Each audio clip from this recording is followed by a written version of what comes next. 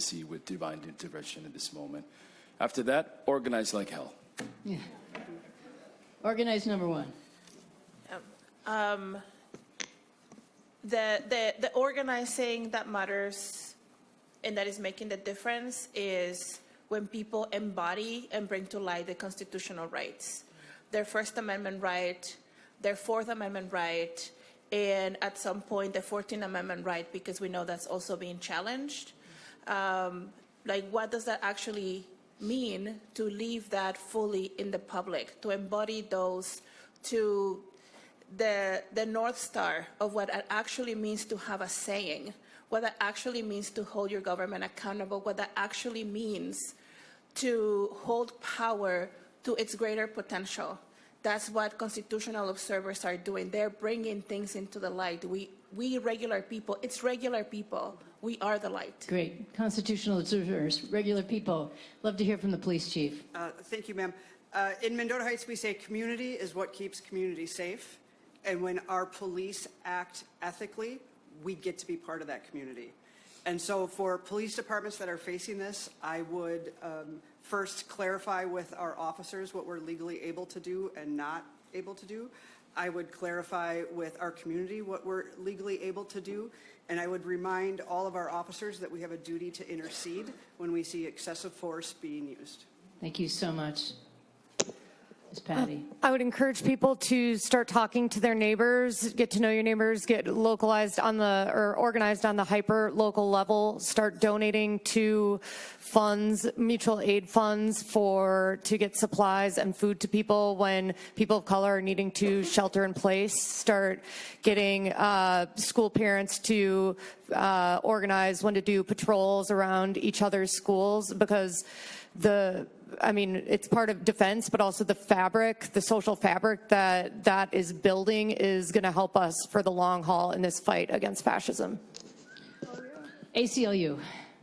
Know your rights, find your community, exercise your rights, and the ACLU has litigated these issues, warrantless searches, racial profiling, targeting protesters, observers throughout this country, and we will continue to do that. Thank you all for taking the time to be here with us.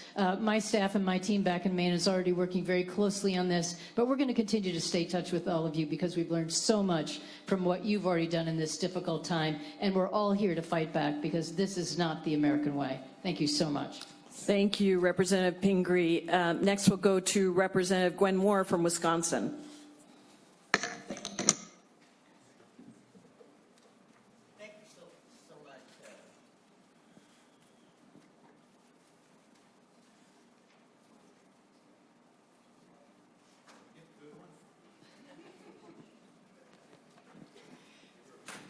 Thank you so much, Chair Giant Paul.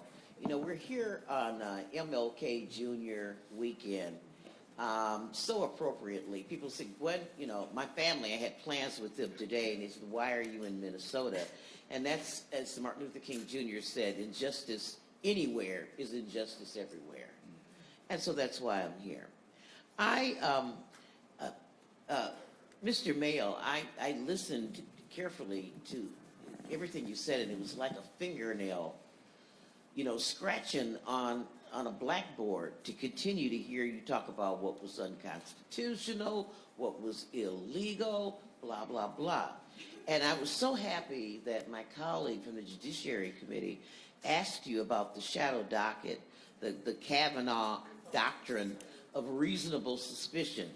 And so I am wondering, can you tell us what is the threat of this probable cause being subsumed by a reasonable suspicion and that becoming the new standard of care?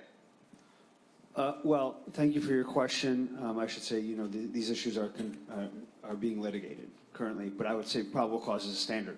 You know, reasonable suspicion is not the standard. I mean, but what was his raison d'etre? I didn't read it. I'm not a lawyer. I mean, I feel nervous that the Supreme Court justice even came up with this, and I'm fearful. And so I understand. I don't want to minimize at all how powerful rhetoric is from federal officials, from the top of the administration, to incite and to demonize and to create an environment of hostility. But I also do not want to give a single justice's concurrence opinion in which no other justice joined in a case that has very early in litigation too much weight. Because racial profiling is not allowed. Race alone cannot justify or stop, and we will continue to litigate that, and we are confident that we will be successful. I was sitting next to Representative Jayapal before she left, and she shared with me an article that she put on display here. And I know one of them had said, you know, one of us, all of you. And I noted that the criminal activity that's been unearthed here in Minnesota among Somali people is like 0.1% of the Somali community. And I'm wondering if that is is that a legal standard that we can expect to be adopted in other places, and also by law enforcement in places that are not in Minnesota. Which legal standard did you ask for? Well, it's one of us. What does that remind you of? One of us, all of you. Oh, I think I understand your question. I mean, some of the language and the kind of the message that we're hearing, there is explicit. There's even more explicit racial animus coming. We don't, that we have heard coming directly from the president's mouth. Right. Let me ask Chief. Let me ask Ms. Gonzalez, the 26,000 trained observers. I just need to give you my cell phone number. I'll do that. Chief McCarthy, you just said a moment ago that are you able to protect citizens from ICE, or do you have to stand down when they're making their arrests? Thank you for that question, ma'am. We cannot interfere in a lawful arrest, and we have no authority or ability to force them to answer our questions. We are in a position in the Twin Cities, and I know it might be different outstate, where we're not even being informed of these activities. So we find out about them after the fact. But we have to treat any law enforcement agency as if it's acting lawfully and ethically, and that is the pinch that we are in right now. Thank you. My time has expired. Thank you. I yield back. Thank you, Representative Moore. Now like to go to Representative Val Hoyle from the state of Oregon. I've spoken to many members and leaders in municipal law enforcement. I've spoken to many members and leaders in municipal law enforcement, and they're watching what's happening in Minnesota, and they're extremely concerned about what's going to happen in their communities. Now, I don't represent Portland, Oregon, but it's clearly high on the list of targets of for the Trump administration. And we have 9 federally recognized tribes that are watching what is happening with the Oglala Sioux and are wondering if they're next. In my district, DHS is trying to take over our Coast Guard facility that's critical for ocean rescues to build an ICE facility in a community where immigrants are working the most difficult jobs in commercial fishing, fish processing, agriculture, and protecting us from wildfire. Now, Chief McCarthy, we know that law enforcement has done the extremely hard work of building trust with the civilian population. And for any community to respect the authority of law enforcement, they have to believe that officers are operating in their best interest and respecting the rule of law. Stephen Miller has said ICE agents have absolute immunity with no qualifications, that habeas corpus can be suspended at the time of an invasion, and they're looking at that. The president has brought up invoking the Insurrection Act in cities that didn't vote for him and against communities that stand up against unconstitutional and illegal actions of ICE. Kristi Noem accused Renee Good of being a domestic terrorist before even looking at the facts. We have ICE agents that have between 4 weeks of online training and maximum 8 weeks of in-person training with limited background checks being thrown into highly charged situations, with the administration egging on aggressive actions and spreading disinformation instead of working to de-escalate what is clearly putting our communities and our local law enforcement in danger. So, Chief McCarthy, could you briefly tell us what kind of training and experience do your local law enforcement officers have? And what does an investigation look like after an officer-involved shooting? Because I do not think there's any comparison to what has happened with the Renee Good shooting. Thank you, ma'am, for that question. So in Minnesota, the minimum to be a police officer is you have to have a 2-year degree in law enforcement and criminal justice or a 4-year degree in anything. Once you've obtained that degree, we go through a skills-based program that is supervised by the state, and that's anywhere from 3 to 6 months. Then you are eligible to be licensed. Once you are eligible to be licensed, you can then apply at police departments who do a rigorous psychological and background check. Once that is done and you are hired, you then go through a training period, which again is another anywhere from 3 to 6 months with a minimum of 1 year probationary period. As far as after a use of force, an officer-involved shooting, it is very, very important that we do not comment, we do not guess as far as a justification or not a justification. You never want to color an investigation, as difficult as it is to not react to what you see. Professionally, it is very, very important that you don't give an indication if something is justified or not justified until all of the facts are brought in. It's very thorough, and only then does that legal determination get made at the end of a thorough investigation. All right, thank you very much. Know that we're standing with you, and the Trump administration's use of force was meant to get people to back down, and the longer that you can stand up with our support, the better chance we have of making sure that this stops. We stop this in its tracks. Thank you all for your words. Thank you, Representative Hoyle. I'd now like to recognize Representative Glenn Ivey from Maryland. Thank you. Now, you run pretty fast there. I want to thank Representatives Jayapal and Omar for putting this together. I want to thank the witnesses for not only testifying today, but the outstanding work you're doing in the community.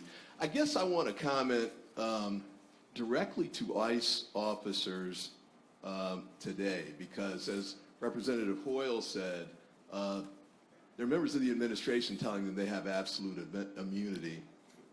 J.D. Vance and Stephen Miller and the like, and they certainly are acting like it. You know, we've seen the 16 shootings, obviously a fatal shooting here in Minneapolis.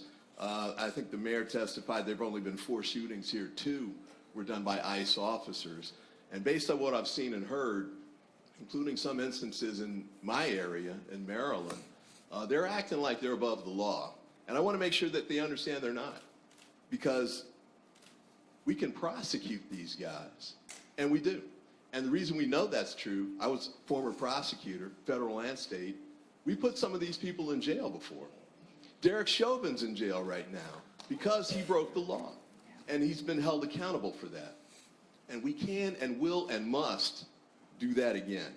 Now, I think some of them think that they can be protected. They're wearing these masks, but that's not going to protect them.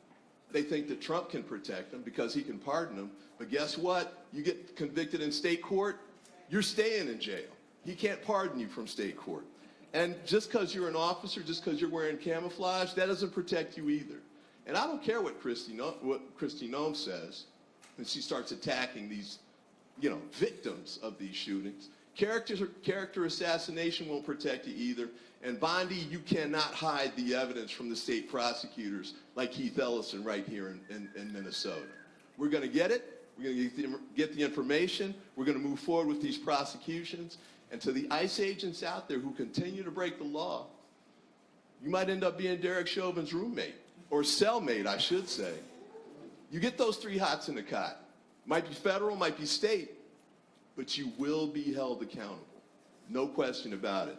Ted Lieu mentioned earlier, this administration will be gone in 3 years. There's a 5-year statute of limitations. Even if Trump tries to pardon them preemptively, states can still go after them, and they will. And I just want to make sure, too, that we get this out there as well. This is important for everybody to know across the country.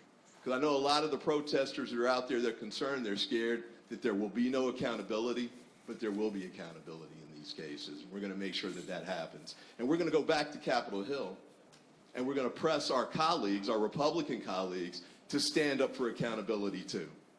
They've been ducking and dodging on the Judiciary Committee chairman and Oversight Committee chairman, and Homeland Committee. They're trying to act like this isn't happening, but they cannot avoid, they're gonna have to see the horrific violations of the Constitution and the loss of life that's been going on here in Minnesota and across the country. I'm the lead sponsor of the George Floyd bill. That's another piece of what we need to do to get done, because we've got to make sure we expand liability. That's right. He died just a short distance from here, and just 5 years ago. We've got to complete the work that began with his death. He did not die in vain. We're going to make sure that we hold people accountable. We're going to get the job done on Capitol Hill, and I know it's going to happen here in Minnesota. So I yield back. Thank you so much, Representative Ivey. Next, let's go to New Jersey. Representative Rob Menendez, you're recognized for 4 minutes. Thank you, Ranking Member Jayapal and Congresswoman Omar, for your leadership in convening this important hearing. And thank you to all of our witnesses for being here today and for showing up every day for your communities. What we've seen unfold in Minnesota is the latest escalation of one of the most egregious attacks on due process, rule of law, and immigrant and human rights that our nation has ever experienced. And we're seeing the consequences in our streets and communities and in the lives of people like Renee Good. Renee Good was a mother of 3. I was thinking about her children today when I was leaving mine. And the reality that they won't have their mother for the big moments and the small moments that make up a life. And while this administration wants to rob us of our humanity, we cannot allow them to do so. The unacceptable truth, and it's one that we cannot turn away from, is that Renee Good's killing did not happen in isolation. It was a tragic and foreseeable result of the Trump administration's deliberate efforts to dismantle legal guardrails, normalize extreme force, employ violent rhetoric, and insulate immigration enforcement from oversight. I've seen the escalation of the Trump administration's aggression firsthand. Last year, I was with my colleagues, Representatives Watson, Coleman, and McIver, for a legally protected inspection of Delaney Hall Immigration Detention Center in Newark, when over 20 armed ICE and HSI agents confronted us and attempted to impede us from conducting legal oversight. And on that day in Newark and every day since, the Trump administration has repeatedly lied to the American people through misleading statements, accounts that contradict eyewitness and video evidence, and attacking anyone who questions its narrative. We need to be clear about what's at stake for families in Minnesota, in New Jersey, and across the country. When you greenlight the use of aggressive force, when you shield immigration officers from the law and from oversight, and when you treat immigration enforcement like a blank check to target political foes without regard for public safety, you create the conditions for this kind of tragedy. That's just what President Trump and Secretary Noem have done. They've created a country where no one is safe. Not mothers, not your neighbors, not members of Congress, not faith leaders, not even our children. Ms. Patty, you mentioned that when you were taken to the Whipple Detention Center here in Minneapolis, that you saw cells designated for U.S. citizens. Can you speak to that? Yes, there was like a specific hallway that they took us down that was specifically for U.S. citizens. U.S. citizens in an immigration and customs enforcement facility, a place that U.S. citizens have traditionally never ended up. But in this moment, when no one's safe, when people think it's happening in places that are not in their communities, the reality is it's happened in Chicago, it's happened in Los Angeles, it's happening here in Minneapolis. And we know that if we're silent, it's going to creep into all of our neighborhoods. It's going to creep into places where U.S. citizens may think they're safe, but they're not. And the reality is if we don't speak up, if we don't listen to these stories and do something about it, everything that makes this country what it is, why so many people have come to this country, whether they're of Cuban or Somali descent, will be lost. And we cannot allow that to happen. So thank you for all that you're doing here in Minnesota. People around the country are watching and supporting you. With that, I yield back. Thank you, Representative Menendez. We'll go to Arizona, Representative Yasmin Ansari. Thank you so much, Ranking Member Jayapal, Congresswoman Omar. Thank you to the witnesses for your courage and your bravery, especially those of you who've been through brutalization by an increasingly racist and out-of-control ICE. I represent Phoenix, Glendale, and Guadalupe in Arizona, a very diverse community where more than 64 languages are spoken. our community has been terrorized by ICE as well, and watching what's happened here in Minnesota, and with some reports coming out saying that ICE may ramp up in Phoenix. My constituents are very, very worried. We've had many of my constituents taken by ICE. A DACA recipient was detained on Christmas Eve while doing her Christmas shopping. I have a constituent who was a green card holder named Yadi, who has been in one of the detention centers for almost a year now, where she has leukemia and is extremely, extremely sick and denied medical care. I've had the opportunity to speak with dozens of women inside the Eloy Detention Center in Arizona, listened to the torture and abuse they've gone through. I'm also the very proud daughter of Iranian immigrants, and I'll just say it's been a heartbreaking week watching what's happening in Iran, where an authoritarian regime has been cracking down and murdered thousands of people, but also what's happening here in the United States, which I want to be very clear is also an authoritarian takeover of this country. And it would be naive for anybody in this country to believe that we are not headed down the exact same direction that authoritarian regimes like Iran, that my parents fled, ultimately has gotten to 47 years later. What we're seeing here in Minnesota that you all described is not law enforcement. It is a pattern of abuse and purposeful inflammation of unrest by Donald Trump. You described it so well, how ICE has terrorized immigrant and citizen communities alike, violated due process left and right, and targeted residents and protesters exercising their First Amendment rights. People have been disappeared into the detention centers without explanation and without access to counsel. And this is an agency that has shown they have no regard for anyone's humanity. I want to ask my first question to Patty. Patty, thank you for sharing your story. I know it must be difficult given the trauma that you've been put through. You were detained by ICE for approximately 8 hours, despite being a U.S. citizen and not charged with any crimes. Can you describe what officials told you regarding why you were arrested and whether they verified your citizenship at any point during those 8 hours?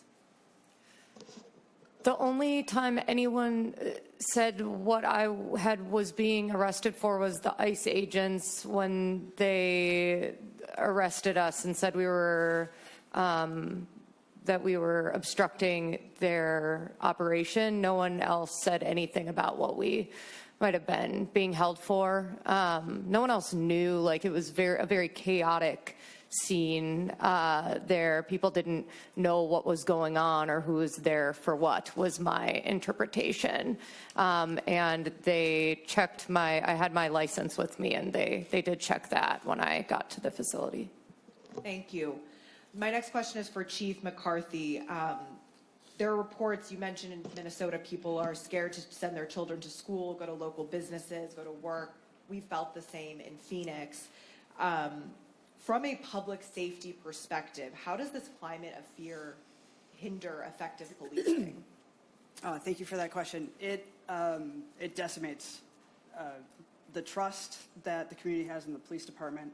It makes victims and witnesses reluctant to come forward even more so. And who it really benefits are the criminals who prey upon the vulnerable, because they are still going to operate, and they're going to prey upon the most vulnerable people, which right now are the ones who are afraid to leave their homes. In addition to all of the issues that it is with immigration, we know that whenever we isolate people, we also have instances of domestic abuse that will go unreported. So I wish I knew the full extent, but I don't know that we'll know the extent of the harm for years to come. Thank you. I yield back. Thank you, Representative Ansari. I'd now like to recognize Representative McLean Delaney from Maryland for 4 minutes.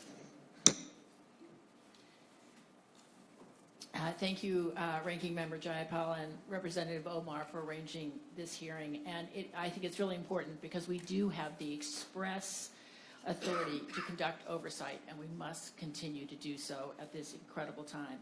I have to say I'm just speechless after the last night and then today hearing all of this, and I just thank to each of you for sharing your perspectives and your experiences against this lawless, cruel, unconstitutional actions, including the murder of Renee Good, a mother. But I have to say that it is a concerted effort, really, to stew chaos and distrust and terror. And it is something that is not only undermining our public safety, but as many said, our very democracy itself. But what did give me unbelievable admiration is the absolute courage and resilience of Minnesota to stepping up to Operation Metro Surge. And just know that transparency and rule of law will triumph over this dark time. I represent Maryland's 6th District, home to Gaithersburg and Germantown, who are some of Maryland's most diverse communities. And my constituents are immigrants. They come from around the world. And in Maryland, we've seen discriminatory enforcement, illegal deportations, including Kilmar, Obrego, Garcia, and record inhumane detentions. Our systems, also detentions, are not designed to really house such mass incarceration, and ICE is running out of space. Their lethal use of force under the pretext of the Supremacy Clause, which is without legality or merit, is misleading, and I have been pushing back forcefully about it. To meet increased demand, the administration is planning to house up to 80,000 immigrants in warehouses completely unsuitable for habitation. And I was just outside with a group of AAPI community nonprofits who are saying that many people are being picked up, many of them are legal or have legal status, and are being shipped within 24 hours to warehouses in Texas without transparency or with any access to good treatment or legal rights. There is a processing center that's being proposed in Hagerstown, Maryland, in my district, and I know there's one in Woodbury, Minnesota, less than a half an hour from here. I just want to know that there will be accountability for the president and for Secretary Noem. But in the interim, Mr. Mael, ICE visited a site this week in my district for their proposed warehouse detention center. Is there anything that communities can do to leverage their local legal authorities to push back against ICE expansion? And other than the litigation, what can we do as communities to enact new policies to slow down these detention centers and to give some transparency? Thank you, Representative. Thank you for that question and for bringing it to the state perspective. Absolutely.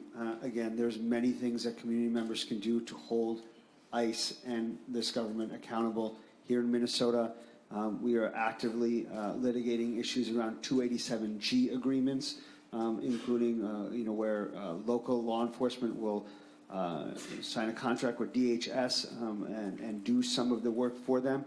And we are litigating when those things are done in a way that isn't prescribed by local law or state law.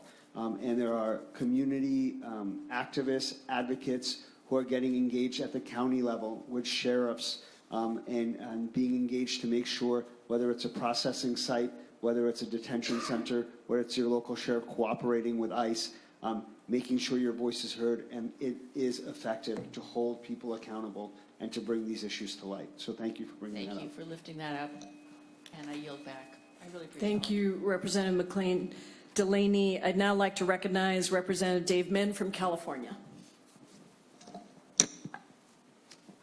Thank you. I want to thank you all for sharing your experiences. We've all seen the videos. They're horrific, including the video of the murder of Renee Nicole Good, but they don't fully capture the scale of what's happening in Minnesota right now.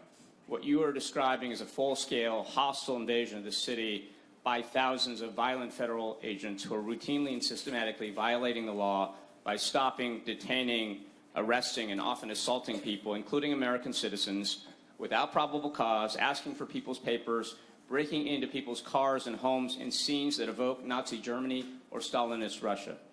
What is happening right now in America is fundamentally un-American, it is evil, and it is completely illegal. Now, before coming to Congress, I was an SEC enforcement attorney, then a law professor. I'm also the child of Korean immigrants who came to this country in search of the American dream, and I believe it's so important for us to stand up for the rule of law and for our constitutional rights.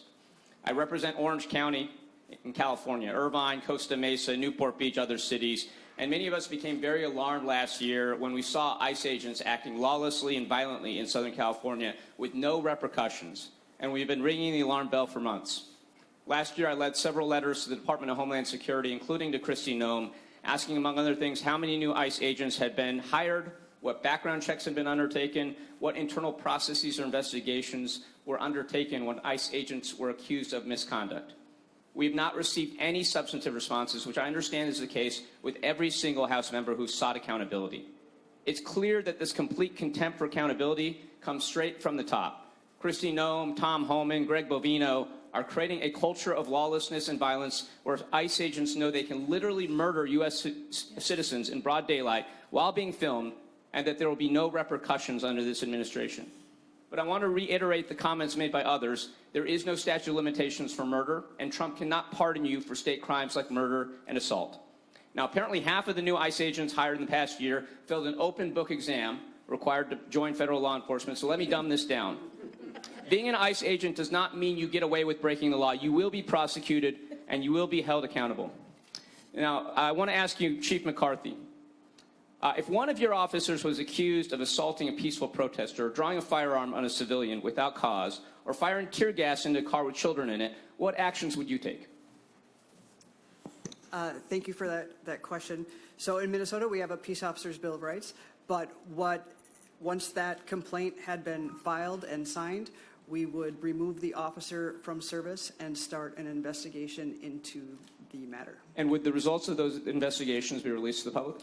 When in Minnesota, because of union rules, when discipline is enforced, then yes, that becomes public. Now, you mentioned that ICE is not informing you of their activities. What costs does that impose on your department, briefly? Lots, right? Yes. So I would just say I think you deserve reimbursement for those costs, and that's why I'm introducing legislation to require that ICE and DHS pay out of their own budget for the costs of any illegal or improper activity they engage in, including departments like yours.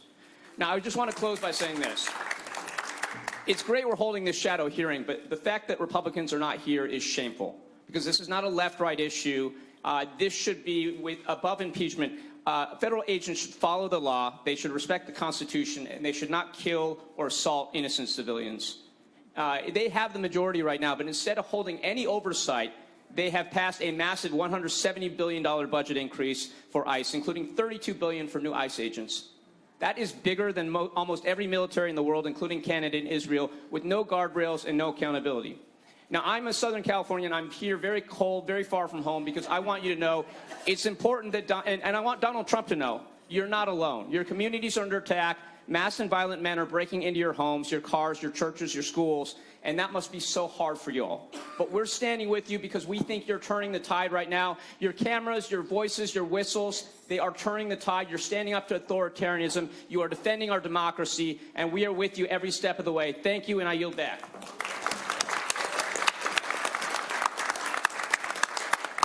Thank you, Representative Min. I now recognize Representative Emily Randall from my home state of Washington.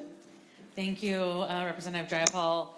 Across the country, we all watched from our phones as ICE murdered Renee Nicole Good in the streets of Minneapolis last week. The American people are fearful and angry. They're terrified. They're furious that the Trump administration is unleashing lawless agents on our neighborhoods, raiding an active forest firefighting operation in my district, and shooting people dead who dare to speak up and protest and ask questions. I refuse to let state violence committed by state police, not Minnesota State Police, but state police, go unchecked. Accountability is not optional. In my first year as a member of Congress, I successfully conducted 5 oversight visits to the Tacoma Northwest Detention Center in my district. Once, I was illegally denied entry. During these oversight visits, I heard directly from detainees, some of them legal permanent residents, many who have been in the U.S. for over a decade, that they're being denied proper medical care, that ICE and GEO agents regularly accompany detainees during medical appointments, exposing them to incredibly vulnerable moments in violation of their rights under HIPAA and counter to common practices of community doctors who, like Congresswoman Maxine Dexter, who visited with me once, see criminally incarcerated patients. This is part of a widespread problem that raises serious privacy concerns, serious training concerns, serious oversight concerns. We all saw in a viral video earlier this week an ICE agent following a detained individual into a porta potty. There is no situation that warrants this. This is in line with ICE training, or I should say a lack of training, that is empowering lawless agents across the country. And to make matters even worse, we all are hearing from tribal members, including those in my district, as well as Native people across Minnesota and across the country, that ICE is illegally detaining and targeting Native people for the color of their skin. Tribal members are being detained as leverage to convince tribal nations to sign agreements with ICE for enforcement on their sovereign territory. And that's why I'm an original co-sponsor of the articles of impeachment against Secretary Noem. Bad behavior begins at the top. If we want to ensure all individuals are treated with dignity, we have to ensure that there is competent leadership in place, and I have zero faith in Secretary Noem. Let me be clear. Using ICE agents to kill people in the streets is fascism, and I will use all the tools available to fight to defend our democracy and our collective future. New NBS reporting shows that ICE used AI in determining which agents needed how much more training. And in instances where individuals wrote about how badly they wanted to be an ICE officer, they got less training. Chief McCarthy, I'd like to hear a little bit more about the training your police force employs. I'm sure it's better than what we're seeing ICE be given. Are local officers typically trained to record interactions with their cell phones while holding a gun at the same time in the other hand? Thank you for that question, and no, ma'am, they are not. Are local officers typically trained to fire their guns into vehicles? We are trained if we need to fire a weapon into a vehicle. However, most policy, including the state-wide model policy, warns against shooting into moving vehicles. There's probably some de-escalation in between saying, please stop, and shooting into a vehicle. Yes, ma'am. And speaking of de-escalation, are local police officers trained to de-escalate situations, or are they trained to shoot first? We are trained to de-escalate. So police officers for the city of Minneapolis who are given more training than the federal agents are keeping our communities safe. And I want to thank you for everything that you do to keep our communities safe. Thank you, Madam Chair. Thank you so much, Representative Randall. I now recognize Representative Luz Rivas from California for 4 minutes. Thank you, Congresswoman Jayapal and Congresswoman Omar, for organizing this timely hearing. And thank you to the entire Minnesota delegation, Congresswoman Betty McCollum, Angie Craig, and my freshman colleague, Kelly Morrison, for your leadership during these difficult times. We're here in support and in solidarity with the communities in Minnesota following the horrific murder of Renee Good and ICE's continued assaults on your communities. I represent immigrant communities in the East San Fernando Valley of Los Angeles, and since June of 2025, the Trump administration and his ICE forces have routinely racially profiled and targeted my district. Neighborhoods in my district have the highest level of ICE enforcement in all of Los Angeles County. We have seen street vendors assaulted, day laborers abducted, and an 18-year-old high school student detained and separated from his mother for months. Unfortunately, we're seeing this pattern here in Minnesota, and ICE is using intimidation tactics here. This rogue department racially discriminates against people who look black and brown just to hit a quota. Your immigration status doesn't even matter. If you look like me, you're a target of Trump, Secretary Noem, and ICE. Secretary Noem and ICE repeatedly ignore due process and the rights of Americans and are wreaking havoc in our communities. This is why I signed on to the articles of impeachment against Secretary Noem. She is unfit for this role, and she must go now. With the limited time that I have remaining, I want to hear from our witnesses who are living through this terror. Ms. Gonzalez-Avalos and Mr. Hussein, your organizations are on the front lines right now. When we all go back to Washington, what do you think Congress must do, and any specific policy changes in order to rein in ISIS terror against communities across the country?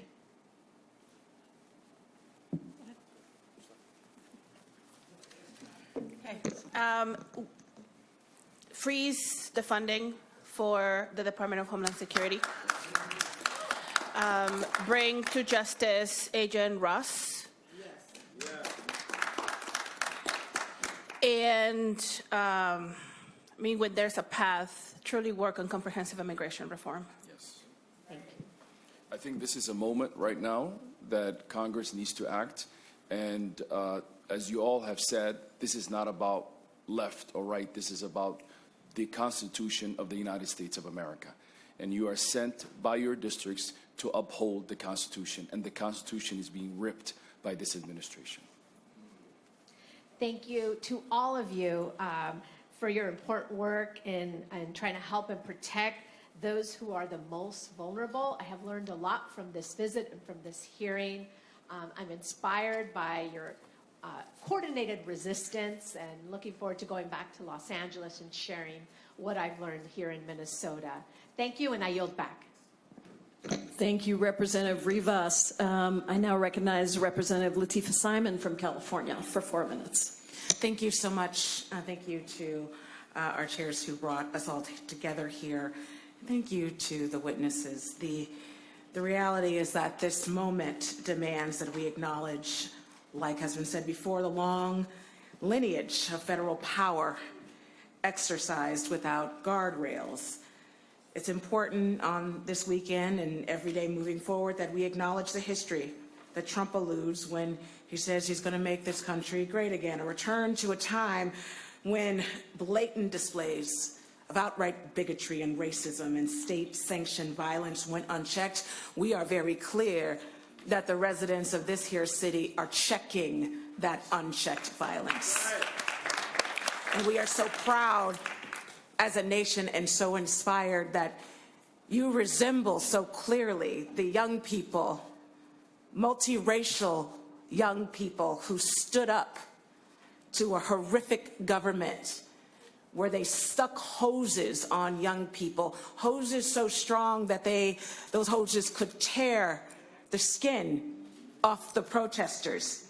Today, on the weekend of Martin Luther King's birthday, we were reminded that that struggle never ended through your work here. Dr. King not only fought segregation, but economic exploitation and militarism and the abuse of government power. Accountability can't end, and we know it should not, must not end with this hearing or the next news cycle. Instead of going on much further, I want to continue to give so much love to Miss Good's family.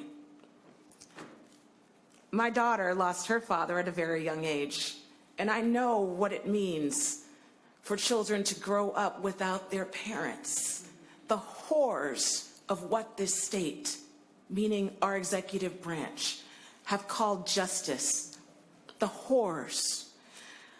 One of the things that I think is extremely important for me to convey here as someone who is Muslim, and this is our holy day, it is Jummah, is to acknowledge that the Trump administration has waged an all-out war on Muslims in this country. And Mr. Hussein, you talked a lot about this amazing community, the Somali community, and given it's our holy day, it was also mentioned that mosques and other places of worship and faith are under attack. I wanted to give you the last minute that I have to give us more color on what's happening in the communities that you represent. Thank you. Thank you. And I just want to echo your point. We love this state. We love the people of this state. And I personally believe on this day that God has chosen Minnesota after the murder of George Floyd to bear that burden. And once again, we are asked to bear the burden of standing up for this nation. And I don't believe that's an accident. I believe there's incredible goodness in this great state. And Renee Good is part of that. But we are called in this moment to come together, and Minnesotans, all walks of life, are coming together. In this moment, we are displaying hope and love in the midst of hate and fear. And I will tell you, I have seen people in the midst of fear, but at the same time seeing their neighbors, checking in on them. I have seen young people rise up walk out of their high schools standing up for each other. I will tell you, this moment is the moment, as my colleague just mentioned, for the first time in this country, we are going to fix the immigration problem. For the first time in this country, we're going to make every person be dignified because of God giving them that dignity. So I will tell you, my community is extremely resilient. They are young and capable, and I'm incredibly impressed. But this moment, the love of Minnesota and the incredible Norwegians, and we're a little passive aggressive and we say oops and all those kind of things. But if you put us in a corner, That's right. we will take care of each other. Minnesota is going to show us the way. Thank you, sir. You're all showing us the way. Thank you. So beautifully said. Thank you, Representative Simon. I'd now like to recognize Representative Walkinshaw from Virginia for 5 minutes. 4 minutes, excuse me, 4 minutes. Thank you. Our typical is 5 minutes, but it's 4 minutes. Thank you. That's going to be hard to follow. But thank you, Ranking Member Jayapal and the Minnesota delegation. This is my first visit to Minnesota. I hope my next visit will be under better circumstances. And I want to thank our witnesses and the community members here and across Minnesota who have been doing their patriotic duty as Americans to stand up to this administration. Yes. My constituents, the folks I represent in Virginia and the Minnesotans that I talk to, want secure borders. They want our immigration laws, all of our laws, to be enforced. But they want it done fairly, humanely, and in a way that's consistent with our values as Americans. They don't want masked secret police. They don't want disappearances. They don't want peaceful protesters shackled and pregnant women dragged through the street. They don't want guns pulled on children. And they don't want unarmed mothers shot and killed in their cars. It's clear to me, based on what I've heard today, that what is happening here in Minnesota is not about immigration enforcement. It is not about corruption. It sure as hell is not about public safety. That's right. It's about political retribution, power, and intimidation. And that's why Congress must step up and rein in this mass deportation, mass destruction machine that Trump has assembled. And because we know the Trump administration and Secretary Noem won't hold anyone accountable, we have to be crystal clear today that House Democrats will hold people accountable. We will hold people accountable for the laws that have been broken, for the rights that have been violated. And I want to talk directly to Speaker Johnson if he's taking a break from doing Donald Trump's bidding. Speaker Johnson, if you bring next week to the floor of the House a Department of Homeland Security funding bill that doesn't end these abuses, you can pass it without my vote. You won't have my vote for that. Chief McCarthy, you've gotten a lot of questions about training. I'm going to ask another one. You went through the timeline of someone who wants to become a member of your police department. I was adding up all of the requirements. It sounded like years before you would have that officer on their own, serving, patrolling in your community.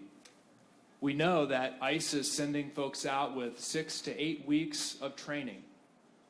From your perspective, your decades of experience, what could go wrong if you put an officer out on the streets in your community with just 6 to 8 weeks of training? Thank you for that question. And I think we're seeing it. Everything can go wrong. When officers are put in positions where they are stressed and now they're insecure, they're going to be quicker to move to physical violence. And what you're finding is that if they don't know their legal rights and authority, they're going to violate the rights and authority of others. And so it is a very dangerous situation. Thank you. I yield back. Thank you so much, Representative Walkinshaw. And now it's my pleasure to recognize Adelita Grijalva from Arizona for 4 minutes. Thank you. Muchas gracias. I would like to start by acknowledging the gravity of this moment, highlighted by the fearless testimony of the witnesses here. Especially true for the people of Minnesota, for communities across the country who are living in fear. This city is mourning the loss of one of its community members, Renee Nicole Good. 3 children are now mourning the loss of their mother because of a federal agent shot and killed her point blank range. And what has the federal response been? Calls for a transparent, accountable investigation? No. We're watching federally controlled probe shut out state and local authorities offering zero transparency. Are we seeing a calm commander-in-chief urging de-escalation and peaceful protest? No. We're seeing blatant intimidation and threats to invoke the Insurrection Act. Do we even hear the faintest acknowledgement that maybe, just maybe, something went wrong here? No. Instead, we see Secretary Noem distort the facts, gaslight the American public, and try to make us not believe what we can see with our own eyes. Let's be clear. Renee Nicole Good was murdered at the hands of ICE, a lawless agency that is promoting chaos and fear in our communities across the country. What is happening in Minnesota is unfortunately all too familiar for Arizonans. Arizona is no stranger to this fight. In 2010, the state passed the now Senate bill SB 1070, the Show Me Your Papers, right? 1070 was one of the broadest, strictest laws of its kind and at the time, and it took effect and made Arizona a testing ground for racial profiling and cruel immigration policies, the very kind that we see implemented across the country today. I represent a district that shares 300 miles of the border with Mexico, where families live on both sides of the border, families have mixed status, and the presence of Border Patrol and immigration agents is a fact of our daily life. But the level of aggression we have seen since Trump took office is truly unprecedented. I witnessed this firsthand when federal agents raided a local restaurant in my district when I showed up to ask for more information to do my job of oversight, tried to de-escalate the situation. They indiscriminately sprayed chemical irritants on the crowd, which included myself and journalists documenting the scene. And then they spun it and gaslighted the community. And what we're seeing here in Minnesota and what I've seen in Arizona is part of that same pattern. This pattern of intimidation.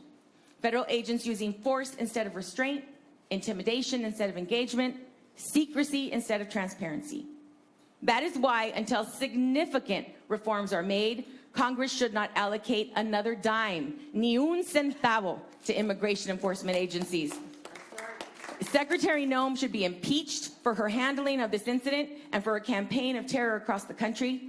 We need to make sure that federal law enforcement serves the people, la gente, not terrorize them. We need accountability, we need answers, and that is why we are all here today, to be here with you. I want to thank you for being here, and I do want to ask a question of Ms. Gonzalez Avalos. We've heard the stories of people afraid to go to work, to go to school, to go to the mail. After ICE killed a U.S. citizen here, how has fear spread through this immigrant and mixed status families, and what has this done to the trust in law enforcement? How has this affected their willingness to call the police, report crimes, or seek help when they need it? We have seen that across the board, immigrant communities are deeper in lockdown. They are not sending their children to school, regardless of their citizenship. They're not going to work, and their businesses are increasingly getting shut down. They are making the hard decision. We have also experienced, and we need more information about that, but we have also experienced systemic deployment of I-9 audits in ethnic corridors in Latino, like ethnic business corridors in the metro and suburban areas. And people are afraid that by submitting something that is supposed to be simple regulatory practice could be weaponized using further that information to harm more families, even those that might have immigration status. We are hearing hospitals, people are not seeking care, critical care. People are not getting their medication or going to the pharmacy. And people who have made the decision that maybe the way out is going back to their birthplace are afraid to even buy an airplane ticket because they know that there is cooperation in the airports and in the border, even if they're trying to go to their birthplace where they are legible and they can be there lawfully. Thank you. La gente unida jamás será vencida. The people united will never be divided. Thank you for showing us the way. Thank you so much, Representative Grijalva. And I want to just thank all of the members who have been here, who have participated in this hearing for making this a priority. And I'm going to move to closing statements. I recognize Representative Omar for her closing statement. I join Representative Jayapal in thanking my colleagues for joining us today. Grateful to the state and local electeds who testified, to our incredible second panel who have spoken to the brutality that they have experienced. It is clear that our Republican colleagues are not here because they were comfortable in taking money from that would be allocated for food stamps. They were comfortable in taking money that would be allocated for housing, and they were certainly comfortable in taking money that would be allocated in addressing health care to try to fund what is now providing the resources for the occupation that we are experiencing here in Minnesota. $175 billion that could have been provided for so many of our vulnerable communities now being utilized to create detention cells for Americans by ICE and Border Patrol. By shooting an American citizen, a mother, in the face, not once, but twice, but 3 times. By dragging a pregnant U.S. citizen on the floor for everyone to watch. And as Representative Aaron Cagle just sent me, is staging 4 ICE trucks in front of Spring Lake High School as kids are being let out for their lunch break. Our Republican colleagues are not saying anything because they are comfortable for people to be terrorized in St. Cloud, Minnesota, where they represent, in Wilmer, Minnesota, where they represent, in Mankato, Minnesota, where they represent. And we've seen what has been happening in Rochester and in Rosemount. This is not just an occupation that is terrorizing people in Minnesota that live in Minneapolis and St. Paul, which they are comfortable with when the president says he's coming for retribution because they think it's Democrats who voted against the president that he's coming after. But it is all of Minnesota. When my constituents call for help, we don't ask them who they voted for, because that is what it means to be an elected U.S. representative. So it is appalling for our colleagues on the other side of the aisle to be okay for the president to carry out retribution here in Minnesota. It is appalling for our Republican colleagues to be okay for there to be cell detentions in ICE for American citizens. It is appalling for them to be okay for there to be checkpoints in American cities where people are asked for their papers. And it is appalling for Americans to have to carry their citizen papers only to be told they are not sure if those papers are correct. I don't want to curse, but those of us who escaped places like that the one place where we thought we would never experience this is the U.S. goddamn States. And we should all be ashamed that it is the United States that is allowing for this to take place, and it is being forecasted and broadcasted to the rest of the world, where people are calling and saying, are you sure this is America? I am ashamed. And we must do everything that we can to bring back the America we all escaped into.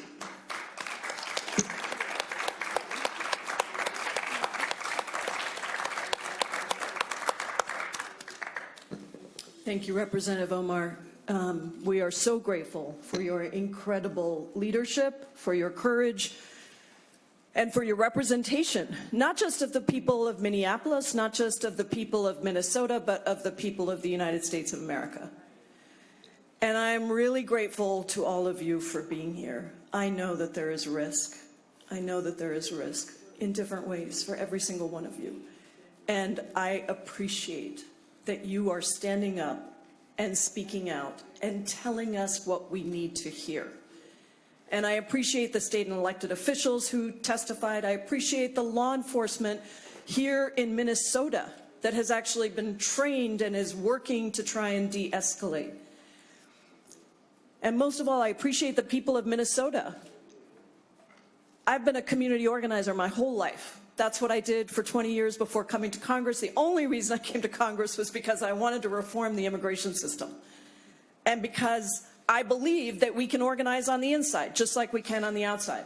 And one of the things we know as community organizers is that courage comes in times of fear. Courage is acting despite your fear. And also that strength comes in times of crisis. And what I have seen, not just here in Minnesota, but in Illinois, in every state that I've been to across the country, is that people are bringing forward that courage.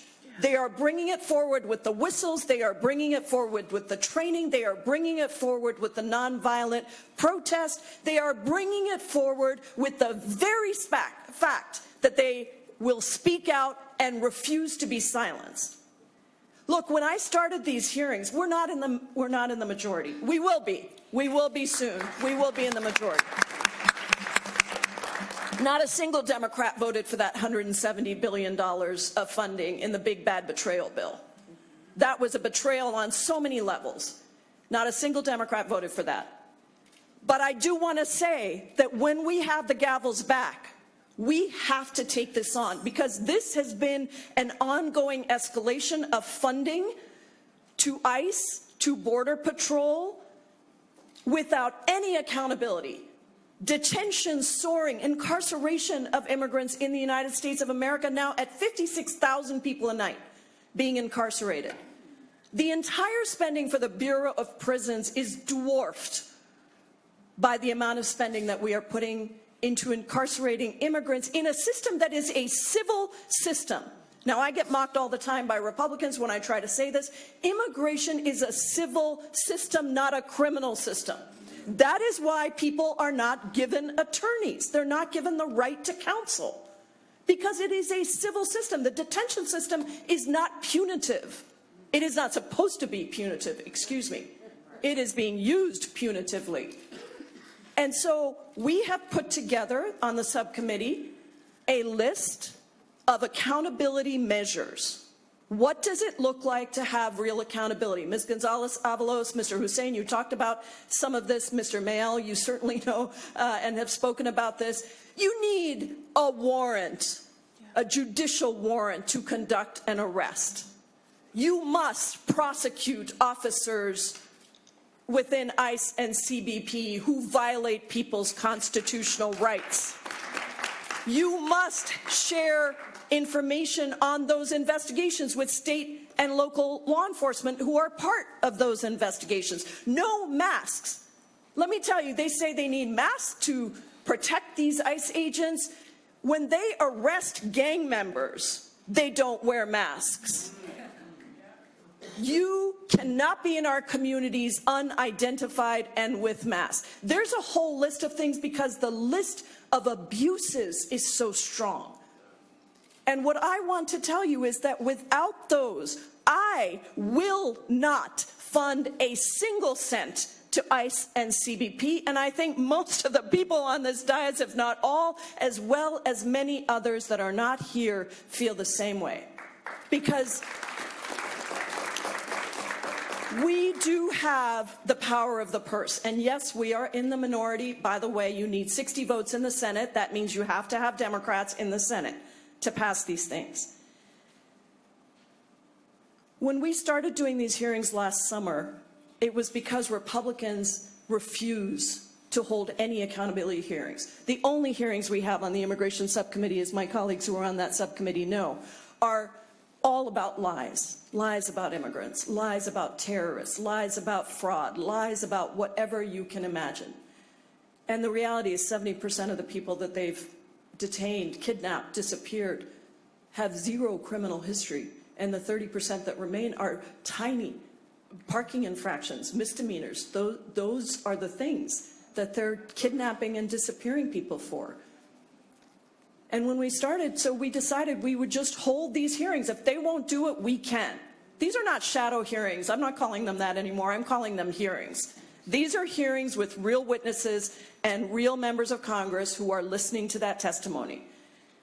And not that many people came in the beginning, to be honest, and we've had trouble getting some of them covered.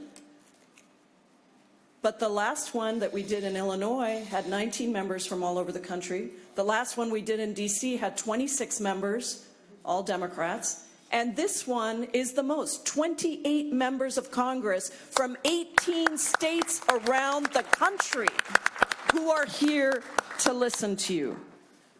So I just want to say to all of you, you are not alone. What we are seeing is horrific, and it is happening in other places as well. And it will continue to happen in other places. So if you are watching this and you think this is never going to happen to you, that you're not going to have somebody pulled out of a car, tear gassed in a car simply for following an ICE vehicle, if you think that somebody is not going to be shot on your street, a mother, a daughter, a sister, a brother is not going to be shot on your street by an ICE officer, this can happen to you. And so I'm asking everyone that is not in this room, that may be watching in another state, to find that courage, to speak out, to get trained, to get connected with your local organizations, and to make sure that you are ready in the same way that Minnesota has shown us over and over again, that you are ready to be American citizens, American residents who believe in this Constitution, who believe in this country, and will stand up for it. Thank you all so much for being here.